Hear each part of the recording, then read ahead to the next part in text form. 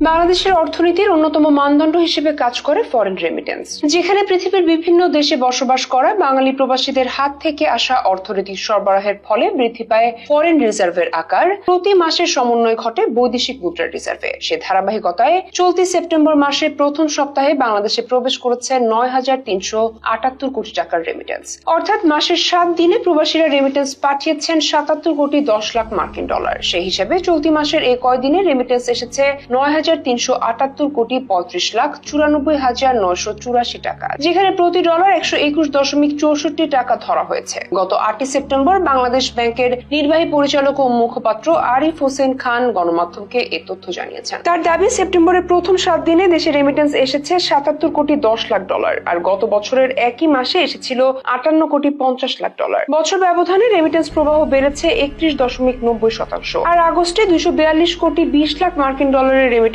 দেশে এসেছে। টাকা এর পরিমাণ প্রায় ২৯,৫৪৮ কোটি ৪০ লাখ টাকা, প্রতি ডলার ১২২ টাকা ধরে। এই আয়ের মাধ্যমে বাংলাদেশের বৈদেশিক মুদ্রার রিজার্ভে স্বস্তি এসেছে বলে জানিয়েছেন অর্থনীতিবিদরা। ফলে ধীরে ধীরে পরিবর্তন আসছে বাংলাদেশের ফরেন রিজার্ভ অবকাঠামোতে। এই প্রসঙ্গে বাংলাদেশ ব্যাংকের নির্বাহী পরিচালক ও মুখপাত্র আরিফ হোসেন খানের দাবি, আগস্ট মাসের পুরো সময় ২৪২ কোটি ২০ লাখ ডলারের রেমিটেন্স দেশে এসেছে। গত বছরের একই সময় রেমিটেন্স এসেছিল ২২২ কোটি ৪০ লাখ ডলার। সেই হিসেবে চলতি আগস্টে প্রবাসী আয়ের পরিমাণ বেড়েছে ১৯ কোটি ৮০ লাখ ডলার বা ৮.৯%। এর আগের মাস অর্থাৎ জুলাইয়ে দেশে এসেছে ২৪৭ কোটি ৭৯ লাখ ১০ হাজার ডলারের রেমিটেন্স, যা বাংলাদেশি মুদ্রায় প্রায় ৩০,২৩৯ কোটি টাকা। তবে ওই মাসে ৮টি ব্যাংকের মাধ্যমে কোনো রেমিটেন্সই আসেনি। এসব ব্যাংকের মধ্যে রয়েছে রাষ্ট্রায়ত্ত বাংলাদেশ ডেভেলপমেন্ট ব্যাংক BDBL ও রাজশাহী কৃষি উন্নয়ন ব্যাংক রাকাব, বেসরকারি খাতে community bank, ICB Islami bank ও পদ্মা ব্যাংক, বিদেশি ব্যাংকের মধ্যে Habib bank, national bank of Pakistan ও স্টেট ব্যাংক অফ ইন্ডিয়া।